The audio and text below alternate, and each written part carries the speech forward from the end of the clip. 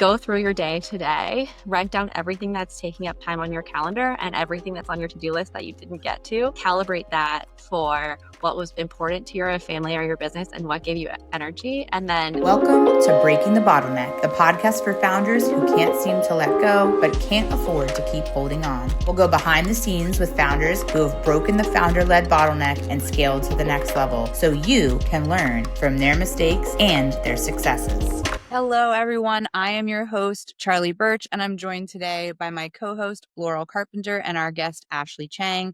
We're going to pop over to Laurel for that guest introduction. Ashley Chang is the co-founder and CEO of Sundays, an executive assistant service designed to give working parents more time. After a decade building high-growth products in tech and finance, she set out to fix a broken system, one where parents, especially moms, are still pushed out after having kids. She's also a founding member of Sidebar and the Old Girls Club, creating spaces where ambitious women are supported, not stretched thin. Ashley, thank you so much for being here with us in the studio today. We're going to jump right in and explore that moment when your company moved from a party of one or few to its current scale, which I know is quite expansive now. So welcome and jump right in. thank you so much for having me, Charlie. I'm excited to be here. I think we talked about this before, but the moment for me was about a year ago. My business is about 2 years old today. And a year ago, I found out I was pregnant. At the same time, the business was growing really quickly. I was doing everything myself, like hiring, sales, marketing, HR. And I literally was the bottleneck, as well as just getting personally burnt out. So I knew that it was time that we needed to scale. What would you say were like the biggest logistical challenges for you of handing over those roles? Was it defining the roles, teasing them apart? Everything was hard, but I think that quality control is something that is always hard, I think, when you're handing something over to someone else. For me, my first step was I made just a massive list of what I was doing in a week. And then just literally like half hour by half hour, what was I doing, or 5 minutes? And then I divided that list into different roles that I had seen before, basically. So like sales, HR. And then I started looking for who I thought could do that. And some of those people already existed on our team, which was great. And some of those people we needed to find. So I think the process of actually figuring out who can do this thing that I'm doing, some of them do it better than me, actually. But at first, there's like a lot of fear that someone's not going to be able to do it in the way that you do it, or you're doing it perfectly. So a lot of learning that I'm actually not the best at everything, even though I was doing everything, and being ready to trust other people to do it, and then providing them a structure to do that. I think just the idea of like building that list. I can imagine when you're doing all that work, building that list can feel like a huge lift, right? There's just one more thing. That's a thing that we run into internally. We also run into with our clients. It's like getting ready to delegate can feel like more work than just continuing down the road you're already on, right? And then like recalibrating and getting to the place, like this isn't going to always be hard. The delegation at first can feel like it's more work, but actually in the long run, it creates that more space. So what do you think, what is the main noticeable thing that really changed for you once you got those other roles off your plate and were able to focus on the role that you truly really, really was best served by you? I think it just made my own days so much better because I was then getting to do the work that I do best and doing it in a way that was focused. And I actually started enjoying work again. I think before I was at a point where it didn't feel sustainable. I was spending so much of my day doing these things that I didn't enjoy doing, but they needed to happen. And that was that wasn't something I wanted to keep doing for years and years, even though I really care about the company and the mission of what we're building. It's really hard to keep doing that.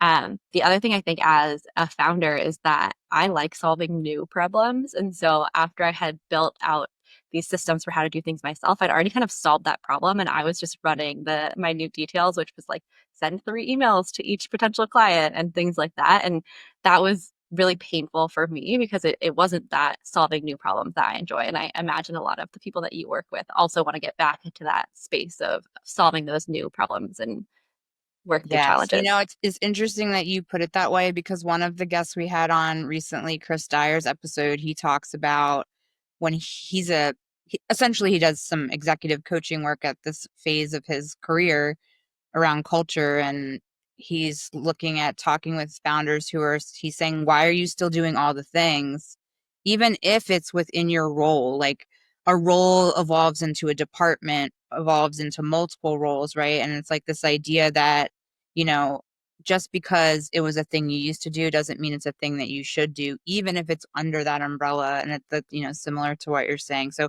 thank you so much for sharing that. I really appreciate it. It's nice to hear. And I'm going to go ahead and transition over to Laurel for our second question. Hi, Ashley. I'm very curious. How did you come up with the idea for Sundays in the first place? Yeah, so Sundays is an executive assistant service for working parents. I actually started Sundays before becoming a parent myself. Now I have a 4-month-old, so I'm really trying to figure out everything out that Sunday solves myself. But I started Sundays mostly due to my own mom. She was a computer scientist in the 80s. And then when she had kids, felt like she had to choose between family and work because there really wasn't support for doing both. And she ended up staying home with us, which I'm so grateful for. But I know that she missed out on some fulfillment outside of the home. And I feel like the world missed out on what she and entire generations of women could have contributed. And then I went back to the same tech industry 30 years later and was working with a lot of the smartest women that I have ever met and saw the same thing when they had kids. They really struggled to come back to work and feel that they were supported, as well as to excel in the ways that they did before, because their brain space was now being divided and they often had full ownership over kind of home life as well as work, which made it really difficult. So just started doing research with them on what made it so hard and tried to figure out what we could do to help them. Wow, that's really great. I love that story, their backstory about your mom being a computer scientist and now how, as a woman in tech, you are trying to make things better for women who become moms in the workplace and not have to carry so much of the burden. What did you learn from those interviews with the moms? What are some of the areas that you're helping them with? Yeah. So it was super interesting doing all these interviews. I went into it originally thinking like I'm going to build an app that will solve this problem for everyone and there's a tech solution, but the more people I talked to, the more I realized that it's really a time problem. There's just not enough time in the day for all the things that parents are managing. And those things can be really diverse, but the fact that you actually know the family and the parent and the children gives you a huge advantage to being able to take a ton of that off their plate. So the things that we help with today, we break it into 3 categories. The first is around life maintenance stuff. So things like going to the dentist, making sure your car oil got changed, things that kind of sit in the back of your mind and nag at you because you probably haven't done them for a couple of months when you know you should. So we take over thinking about those and making sure they get done. Then we do a lot around different life stages. So we see families with kids that are turning 2 all across the country needing support with the same things like applying to preschool, or older kids who might be getting more into sports or extracurriculars. And then the third thing is around seasonality. So I feel like most parents I talk to when they are coming up to the holidays, which are actually coming up pretty soon right now, they're like, oh my gosh, Halloween is coming up, Thanksgiving's coming up, Christmas or Hanukkah are coming up, and what do I need to do to prepare for all of those things? And constantly feeling behind, basically. So a bunch of people I talked to, they ordered Christmas presents like 5 days before Christmas. And we try to be more proactive. So we'll push things to you. We'll be like, okay, this is, as we get to know people, we'll even do it the same every year, but we'll be like, these are the people you gifted to last year. Should we order gifts for them again? Here's a list of ideas. So trying to help families really feel like they are on top of all the things that are coming up for them and that they don't have to spend their evenings or weekends going through a long personal to-do list. Right, right.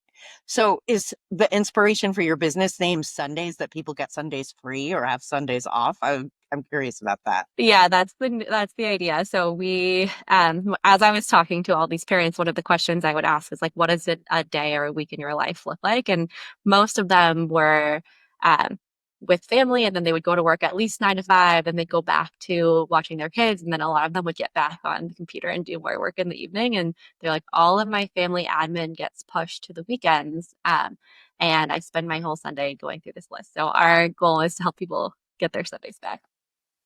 So I want to make sure that our viewers know how to connect with Ashley and this amazing business that she has. You can follow Ashley Chang on LinkedIn or find her online at withsundays.com. And before I turn it over to Charlie, I am curious to hear what it was like to scale with with a newborn. Your child is really young when you started this business. And what was that like? How did you delegate things to people? Yeah, it's been super interesting. So actually, on top of the family stuff for Sundays, we try to help people with business too. So a lot of the clients we work with are founders with families, and they have different businesses. And so I fortunately had done some practice of this for other people before, but as I came back to work with my own newborn, it was super interesting to see uh, just like what my to-do list became so much longer. I would say like it was twice as long with just all of the family things I need to think about in addition to work. So I tried to kind of do that same thing of classifying what are the things that I can give someone that are like tactical pieces of a role that they should take over, and how do I outline or build a playbook for how I'm doing it that they can start with and then build on top of. And then I have an EA at work, and I am just constantly in communication with her. So I will send her everything as a first resort. I'm like, can you take a stab at this? Can you schedule me a dentist appointment? Can you help me find, or can you call my pediatrician because I want my son to get a measles shot early? Things like that that are just like taking up brain space and giving them to her and letting her organize them. And then we will meet and kind of prioritize those things. And she then is like the owner and making sure they get done. So I don't have to think about them anymore. She tells me when I need to take action on it. What does it take to be a mini me? I mean, it seems like you made the lists and you really trust this person with a lot of your life. And I wonder how you vet people to be in this role, because it feels like there has to be a lot of trust involved, a high level of trust. So That's a really great question. I mean, we put so much work into making sure that we are bringing the right people onto our team. I think that we're very lucky in that we usually get a lot of applications from people. I think it's an interesting role because it does involve the family support, and our team is fully remote and pretty flexible in how they get to work. So, when we post new roles, we usually get a lot of applications, and then we ask people to go through a few different exercises that really mimic what we see in the day to day. And so we're looking for like the quality control there and making sure that they're really outstanding. But then a lot of it is also us getting to know them, making sure that they are able to really empathize with people, understand what's going on in their lives, put themselves in other people's shoes. And then the other thing we look for is teammates who can be real partners, the people we work with. So I think that a key part of having that mini me feeling is that it's not someone who's like under you that you're working with. It's a person who's like sitting next to you. They're your teammate in building this, and making sure that the people who we bring onto our team can really fill that role, sit as an equal with you, and think through how to solve problems and take ownership over them. I feel like, Charlie, I have a feeling you have something to say about that working as a team piece of things. So many things, so many things. I mean, so the first thing I want to say is, I am the child of two serial entrepreneurs who were business partners my entire childhood. Was my parents are amazing, but my father traveled for work. My mom commuted DC Beltway traffic to and from. I mean, I saw my mom in the morning on the way out the door and at bedtime when she was putting me to sleep. I have like no memories. I dated this guy who had a stay-at-home mom, and he was like, every time we would go to the grocery store, he'd be like, I have all these memories of like being in the grocery store with my mom, like in the shopping cart. Like, I do not have a single memory of that. And now that I'm a mother, like for me, the biggest challenge is like, how do I create the same kind of financial resources for my children without having to be absent, right? And so I wonder about like when you're working with people, like you're talking about Christmas, that like triggered the story my mom talks about, like the one year all she had time to do, someone else did the Christmas shopping, and she ran up at the end of, Christmas Eve doing the wrapping, and she's like, what are these presents for these people I don't know? Like she didn't feel like she knew us, and she didn't know if the presents were right. Like, so how do you balance like taking on those roles for people, and like at the same time where my mom felt like she was outsourcing her life to make room for her business. Like, what's your advice to people who maybe want to make sure there's a balance? Like, what is the thing to delegate and what is the thing Mm. to cherish and hold precious? I love that question, Charlie, and what a powerful example. And I think there's like a whole movement, I think, of especially moms who are thinking about how do I have both? How do I have the career that I want and the family that I want? And I actually see a lot of people leaving and starting their own businesses. Those are some of our favorite clients where they get to set their own hours. They get to work with clients that they're enthusiastic about, and they get to have the flexibility for time with family. Um, and I think that that is a really awesome position to be in. We like to help people set up their lives that way, but there's also people who don't have as much flexibility. And so they need to be really tactical about how do I delegate what I can. And so what we do there is I think the most powerful thing is to think about where are your skills really essential and what gives you energy. So we like to do like a time and energy audit, usually similar to what I did when I was pregnant, but basically looking at a day or a week of your time and listing out all of the things that you're doing in that time and then thinking about how important are those things to your family or your business and then how much energy do they give you and trying to find the overlap of things that give you energy and where you're really vital. And really important can look like you're the only person who can show up to like sit by your kid for an hour and be their mom doing that. So I think that that definition is really up to you. But it's important for family too. I love that. I love that. So the second thing that comes to mind as I hear you talking is like you're vetting the people who are going to step into these really intimate roles, and you want to make sure that they're not just skilled at the execution of the task, but have the people skills to, I have one of our vendors who's also a client of mine. She's a celebrity stylist. She goes into these really high echelon, like backstage spaces, celebrities' homes, styles them for Golden Globe events, like, and she slips in and she makes them feel like she's always been there and she's their best friend, and she creates this like intimate, like immediate intimacy of like BFF, right? And she's so skillful at it. That is a different skill set than can you manage your time and work through a to-do list, right? So you're vetting your people, I imagine, to some degree for that quality. But I also wonder, we're in the business of branding. We're talking about attracting the right clients and having the gall to say no to the wrong ones in service of growing your brands and raising your brand with integrity. So like, how do you protect your teammates from toxic clients who maybe don't treat them like an equal and exploit them? What a great question. And I think this is something I've been thinking really deeply about in the last little bit. So it's very interesting. We're a bootstrap company. And one of the things I love about that is that it isn't growth at all costs for the most part. And I've been at a lot of VC-backed companies where when you get to a certain stage, you need to scale as quickly as possible. And that usually means client experience drops.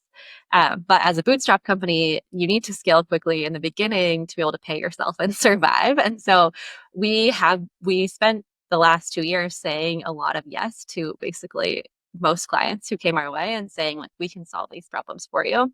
Now we are getting much more specific about like what are the services that we actually offer for people, and for the most part a lot of that is like a founder and family package for a consultant or for a small business owner or for a startup founder. um, and we are telling people what our service is rather than having them come to us. And so I think that is eliminating some people who came to us but weren't a good fit because they were looking for something short term or something like that. And then we also, it's a super personal business. We talk to every single client that we match with someone on our team. So we do that review of like, is this a good service for this person? Do we think that a person on our team could be successful with them? What is their personality like, and what type of personality on our team is going to be a good fit for that before we bring them into actually working with someone on our team? Yeah. So, like, for somebody who's out there in the audience who's listening to the show and they're wanting to know, like, am I needing better operations or am I needing more trust? Like, right, you're talking about the to-do list and the roles that helped you scale. You're also talking about like recognizing that you need to have the right people and doing that quality control on both, internally and externally, and knowing when somebody can't be helped. So like I've been in the situation as a founder where like I know I need to delegate. I think I did all the right things, but then I keep getting in my own way. Do you have like certain red flags that maybe people could self-identify in themselves that are those things that make it hard to help them, that they could, take to the couch? I love this question, Charlie. I think the biggest issue we see is when people are not willing to make time to communicate with their EA. So there is definitely an investment of bringing anyone onto your team, getting them up to speed with what your setup is, and then setting them up for success. We try to have a lot of guidelines where we have like pre-built onboarding plans that people can follow of like, this is what to do in the first week, the second week, the first 30 days. So we try to make that really easy for people. But the biggest thing we see is people who aren't able to make that time, and then also who won't provide feedback. I think that's a big place where people get in their own way is someone does something, maybe it's not perfect, it's not exactly how you would have done it, and then you just are like, thanks, and you do it yourself. I'm definitely guilty of doing this too. But that means that that person didn't learn anything. So next time they're going to do it the same way and you're going to continue to be disappointed. And so we ask people to be really open with their feedback, especially in the beginning of the relationship, because everyone on our team, they want to do a good job. They want to be up to your standards, or they want to do it in the way that you wanted it done. But if you don't tell them that they made a mistake, there's no way they'll know. They literally will just go on thinking that you thought it was good, and they'll keep doing it that way. So that feedback is super critical. I mean, that again echoes so much of what Chris Dyer shared in his episode when he did the experiment of just, not making decisions for anybody else in his organization for a year, right? He said, I said yes to everything and I stopped making decisions for other people. Like if they wanted to talk through things with me, he's like, but, the only way people are going to get confidence in their ability to step into a role is if you get out of their way, right? And so I know this is a great bridge to our next question that I wanted to ask you, which, one of the lies that I am actively working on, probably part of the motivation for why we're doing this show, one of the lies I am unlearning is it's faster to do it myself.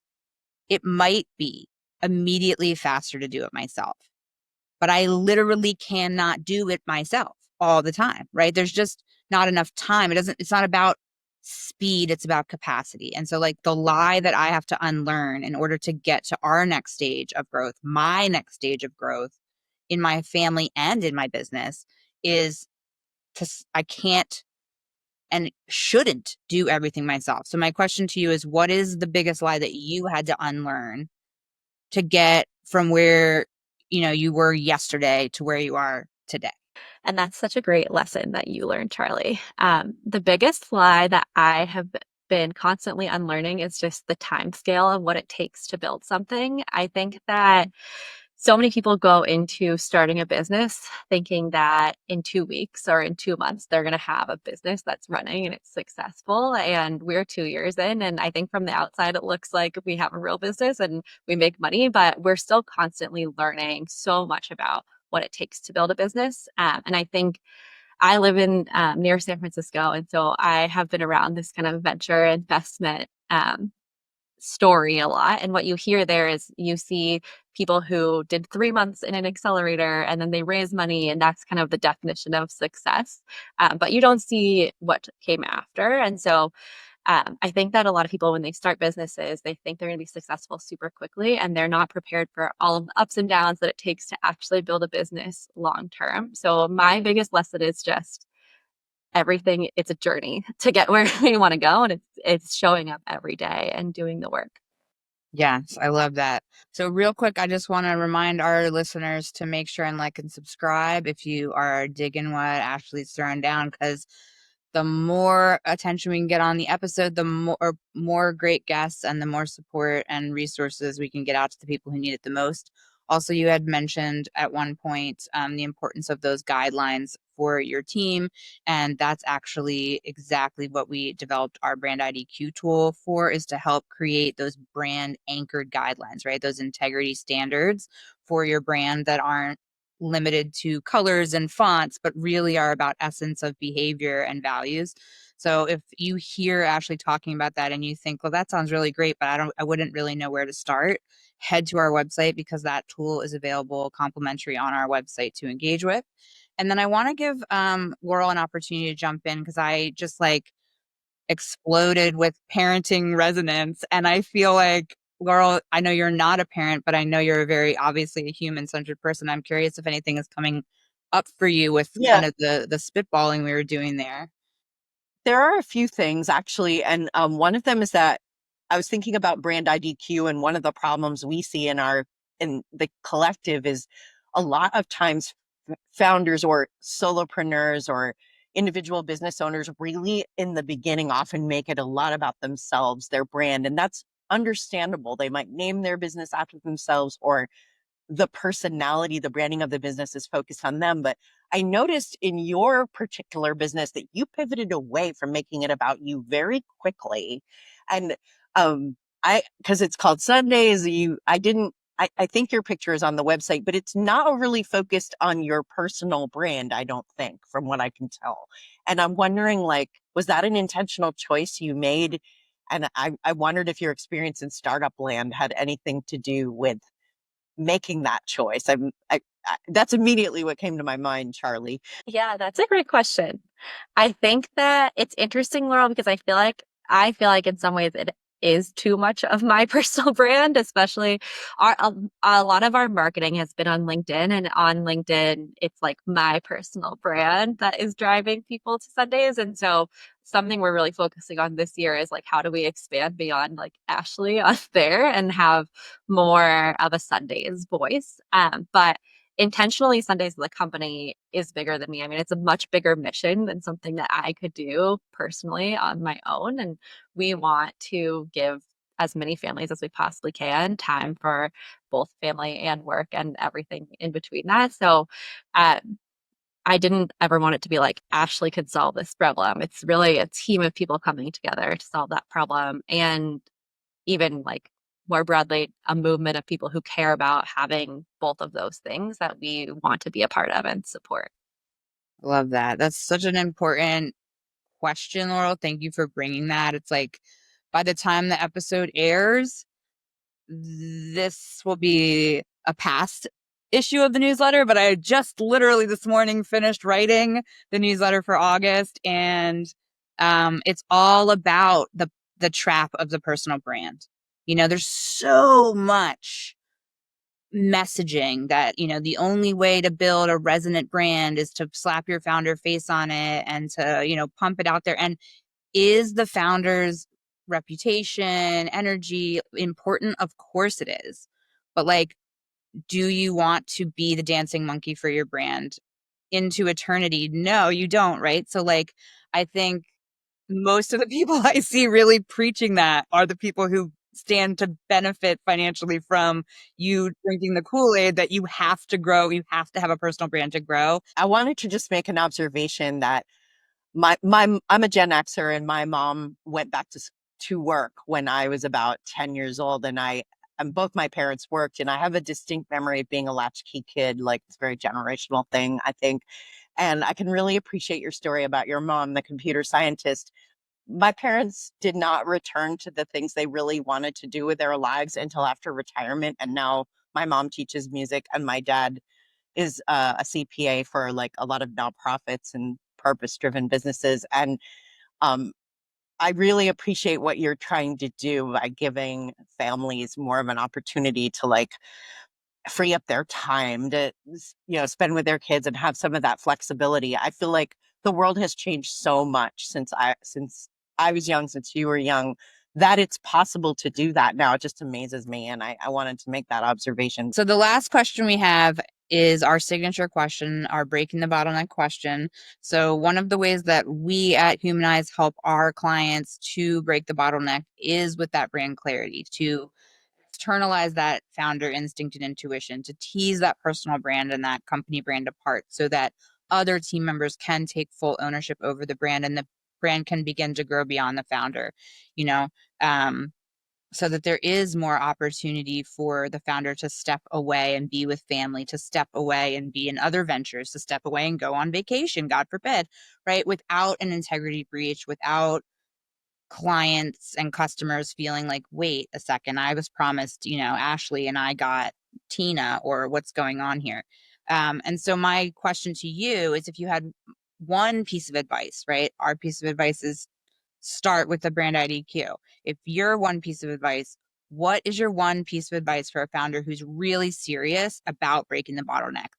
A very super actionable thing that they can do the second this episode ends to really start chipping away at that bottleneck and elevate their business to that next level. Piece of advice is to do this time and energy audit. So go through your day today, write down everything that's taking up time on your calendar and everything that's on your to-do list that you didn't get to, and then calibrate that for what was important to your family or your business and what gave you energy. And then look at those things that are important to your family or your business and didn't give you energy, and see if you can group that into something someone else could do. And then the last piece of that is, when you do find that other person, build a quick check-in system so that you know that those things are getting done. I think as a founder building something, the hardest thing is giving something up and then feeling like I still need to be like checking in with this person to see if it got done or not. You want to have that loop complete so that you know this person actually has ownership, and you can even have the opportunity to give feedback there too. Sounds like that's part of your intake process. So obviously, if that sounds really, really juicy to y'all, like reach out to Ashley and her team and have them support you with that. But if somebody's just kind of interested in dipping their toe in, is there like a resource that they can use, or? You can do it on any piece of paper that you have in front of you, but we do have a template that makes it a little bit easier. You just follow the instructions and you can do it in 15 minutes. And for me, it's like a cathartic exercise because I'm like, what are the things I'm not going to have to do anymore in the future? And I get to get joy out of just the idea that I can stop sending those emails every day or things like that. Great. I know I had a college professor. She was a professor of positive psychology and a feng shui master, like way before that was like a mainstream word, right? And that was her assignment to us. The semester that we took her positive psychology class, we had to keep a time and energy sort of journal every day. What are the things I have to do that I enjoy? What are the things that I have to do that I just have to do? And what are the things I'm doing that I don't have to do, that I don't enjoy? Like there's those 4 quadrants. I want to do it, I have to do it, and I enjoy it. I don't enjoy it, and I don't have to do it. I have to do it anyway. And like, there's always going to be something down here that you're just doing out of habit that you don't need to be doing anymore, that immediately can fall off. The other thing I think about there is that when you get rid of those things you don't have to do, you actually get so much energy back for the things that you do want to do, and you can do those things better. So it's like you get exponential energy back for the places where your brain is valuable when you kick off those things that you don't need to do or that someone else could do that are just draining. Yes, I love it. I love it. I'm like already thinking of like, what are the things I could spend less habitual money on so I could redirect my money towards hiring Ashley and her team to help me with my right?